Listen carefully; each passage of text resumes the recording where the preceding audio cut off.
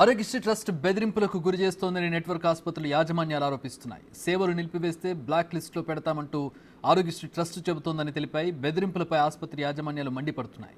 Trust నిరంకుశంగా వ్యవహరిస్తోందని ఆరోపిస్తున్నాయి.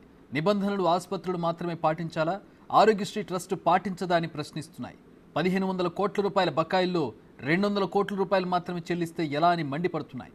ఒప్పందాలను ఎందుకు అమలు చేయడం లేదని ప్రశ్నిస్తున్నాయి ఆరోగ్యశ్రీ నెట్వర్క్ ఆసుపత్రులు.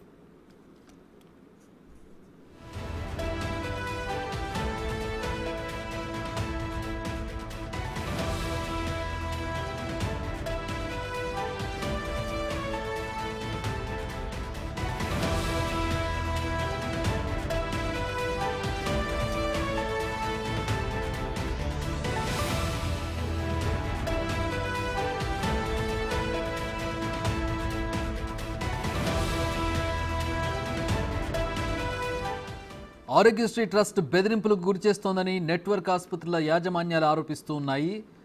సేవలు నిలిపివేస్తే బ్లాక్ లిస్టులో పెడతామంటూ ఆరోగ్యశ్రీ ట్రస్ట్ చెబుతోందని తెలిపాయి. బెదిరింపులపై ఆసుపత్రి యాజమాన్యాలు మండిపడుతున్నాయి. ట్రస్ట్ నిరంకుశంగా వ్యవహరిస్తోందని ఆరోపిస్తున్నాయి.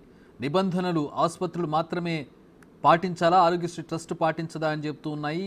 బకాయిలు ఎందుకు చెల్లించడం లేదని అడుగుతూ ఉన్నాయి. 1500 కోట్ల రూపాయలు ఉంటే బకాయిలు 200 కోట్ల రూపాయలు మాత్రమే చెల్లిస్తే ఎలా తాము ముందుకు నడవాలంటూ ఆరోగ్యశ్రీ నెట్వర్క్ ఆసుపత్రులు ప్రశ్నిస్తున్నాయి. ఒప్పందాలను ఎందుకు అమలు చేయడం లేదని ఆరోగ్యశ్రీ నెట్వర్క్ ఆసుపత్రులు ప్రశ్నిస్తున్నాయి.